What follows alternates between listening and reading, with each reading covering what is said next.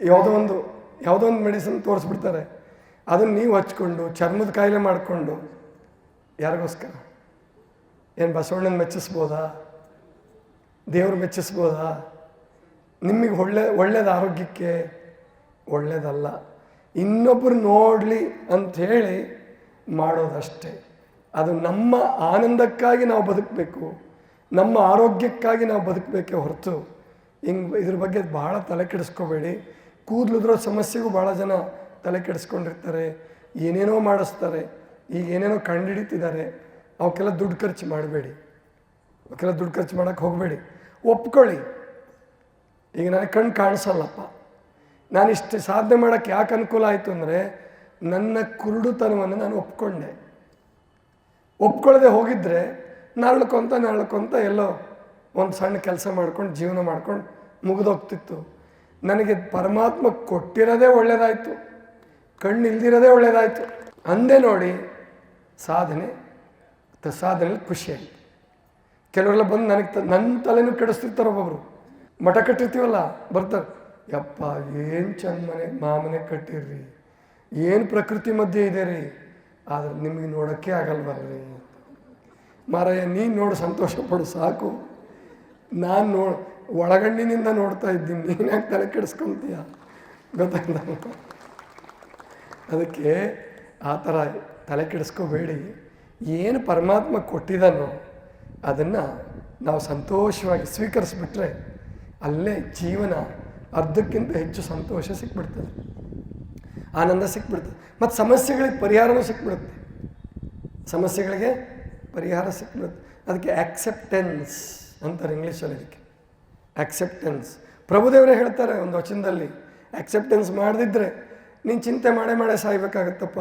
ಕೊಟ್ಟ ಕುದುರೆಯ ನೇರಲರಿಯದೆ ಮತ್ತೊಂದು ಕುದುರೆಯ ಬಯಸುವವರು ವೀರರೂ ಅಲ್ಲ ಧೀರರೂ ಅಲ್ಲ. ಇದು ಕಾರಣ ಮೂರು ಲೋಕವೆಲ್ಲ ಹಲ್ಲಣ ಹೊತ್ತುಕೊಂಡು ಬಳಲ್ತಾ ಇದ್ದಾರೆ.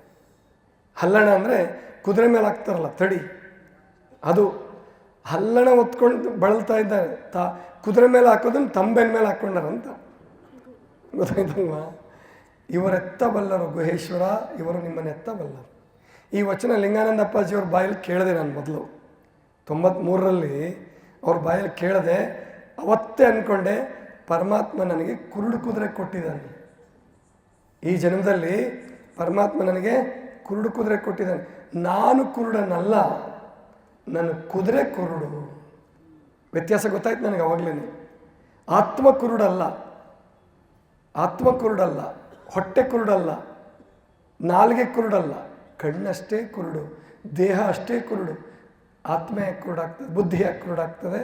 ಆವಾಗ ತೀರ್ಮಾನ ಮಾಡಿಕೊಂಡೆ ಬಸವತತ್ವ ಒಪ್ಕೋಬೇಕು. ಈ ಕುದುರೆಗೆ, ಕುರುಡು ಕುದುರೆಗೆ ಇನ್ನೊಂದು ಕುದುರೆ ಜೋಡು ಮಾಡೋದು ಬೇಡ.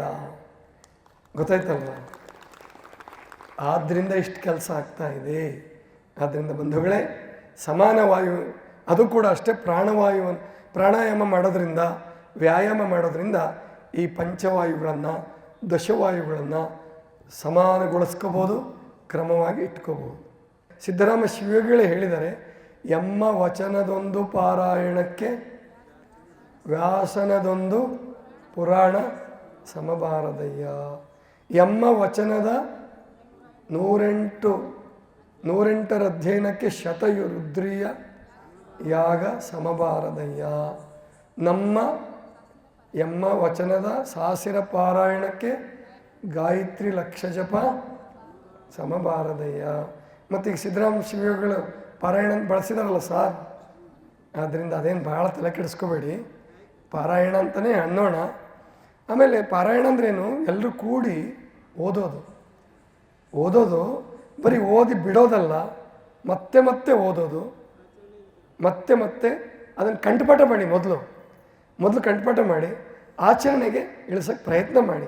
ಯಾಕೆ ಒಮ್ಮೆಗೆ ನಾವೆಲ್ಲ ಏನು ಆಚಾರವಂತರಾಗಕ್ಕೆ ಸಾಧ್ಯ ಆಗಲ್ಲ. ಬಸವಣ್ಣನವ್ರಿಗೆ ಒಂದೇ ಜನ್ಮ, ಅಲ್ಲಮ ಪ್ರಭುಗಳಿಗೆ ಒಂದೇ ಜನ್ಮ, ಚನ್ನಬಸವಣ್ಣವ್ರಿಗೆ ಒಂದೇ ಜನ್ಮ, ನಿಮಗೆ ಒಂದೇ ಜನ್ಮ ಬೇಕಾಗಿಲ್ಲ. ನಮಗೆಷ್ಟು ಜನ್ಮನಾನ ಬರಲಿ, ಆದರೆ ವಚನ ಸಾಹಿತ್ಯದ ಭಾಗ್ಯ, ವಚನ ಸಾಹಿತ್ಯ ಓದುವ ಭಾಗ್ಯ, ವಚನ ಸಾಹಿತ್ಯದಲ್ಲಿ ನಡೆಯುವ ಭಾಗ್ಯ, ಲಿಂಗಾಯತ ಧರ್ಮದಲ್ಲಿ ಜನಿಸುವ ಭಾಗ್ಯ ದೊರೆಯಲಿ ಅಂತ ಬೇಡೋಣ. ಇಲ್ಲಿಗೆ ನನ್ನ ಮಾತುಗಳನ್ನು ಮುಗಿಸ್ತಾ ಇದ್ದೀನಿ. ಸರ್ವರಿಗೂ ಶರಣ ಶರಣ.